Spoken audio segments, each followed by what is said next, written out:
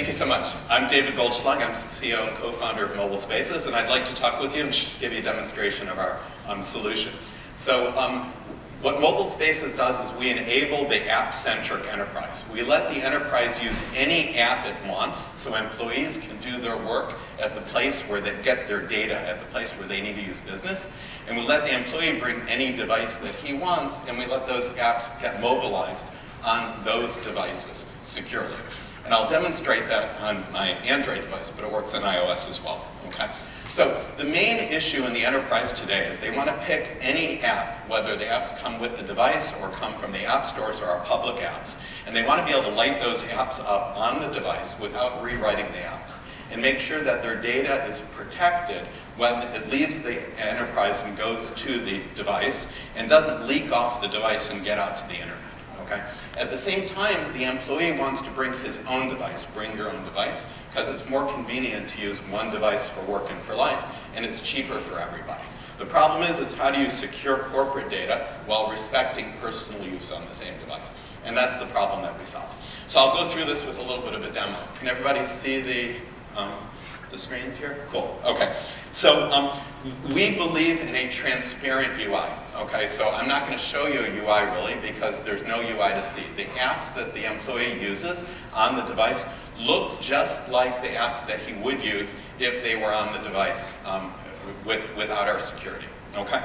So you see here, the enterprise has configured a set of applications on the device, and those applications appear to the user with badged icons. So do you see there are the three applications with badges?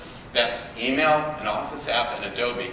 The only thing the user needs to learn is if he wants to use an enterprise application, he clicks on a badged application, and if he wants to use a personal app, he clicks on an unbadged application. But the apps are identical. They run in the exact same way that you'd expect them to do. They run offline if you're on an airplane and you catch up on your email, everything syncs up, enterprise email and personal email. So for example, in this set of applications, we can have a workflow where a messaging workflow. You get an email with an attachment in enterprise email. You click on the enterprise app, it opens your enterprise email. You click on the attachment, it opens an Office, Kingsoft Office in this case, and it automatically opens on the enterprise side of the device. Okay? If you get an Adobe document and you want to sign it, you could click on the Adobe on the document and you'd be able to sign it in Adobe. And if you got a Gmail, personal email, you'd use the same workflow, but you wouldn't be mixing your data. So enterprise data stays in the enterprise apps and personal data stays on the personal side. And the next one I'll show an actual live demo. So here, in this case, the enterprise wants to let the sales employee use Salesforce Chatter, which is a Salesforce application from the public app store. And the employee, the sales guy, may want to get a price list and edit it and send it off to a customer. So I'm going to click on Salesforce Chatter, and you'll see it'll open up. But before it invokes, you got to type in a passcode, because we have a passcode for the workspace of enterprise applications, not for the whole device, right? So you got to unlock that workspace. And now you see that you get into Salesforce, and once connectivity wakes up, then you'll see that it reaches out to the Salesforce cloud, and it invoked within the enterprise context. Okay, so demos are always risky, right? Okay, so what'll happen here once it wakes up, it worked a minute ago.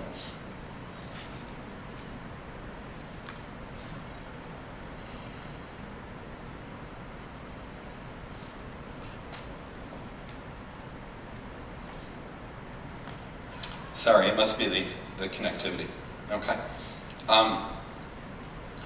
What would happen is you'd see some documents from Salesforce, and then you could open it up in the business Office app, and you would only be given an option to open it up within the business Office app. Okay, I'll show you a local version to show you that works offline. Okay, imagine here that you're a doctor at a hospital and you see a patient, and you want to be able to take a picture of a broken leg. Okay, so you see here you have a business camera and business gallery, and a personal camera and personal gallery. So I'll pick this up for a moment. I'll take a picture of the audience, okay? And this will come back. And then if I took that picture in the business camera, and now you'll see here that I have 4 photos. This will take a moment too. Guys? Okay.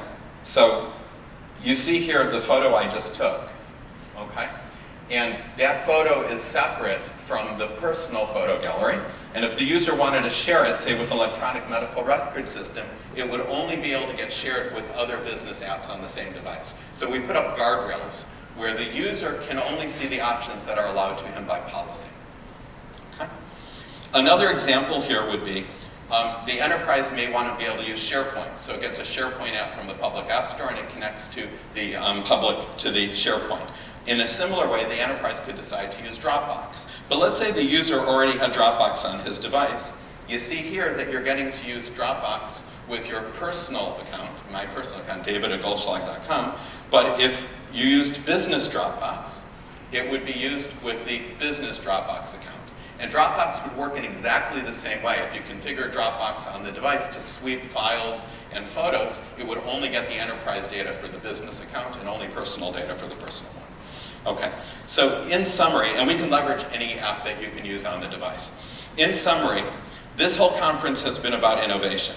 And innovation today is represented in the apps that you can get primarily from the public app stores. And so what we let people do is we let the enterprise choose from those 1.5 million apps on either the Apple App Store or the Android App Store and leverage those apps for enterprise use in a secure way. Thank you.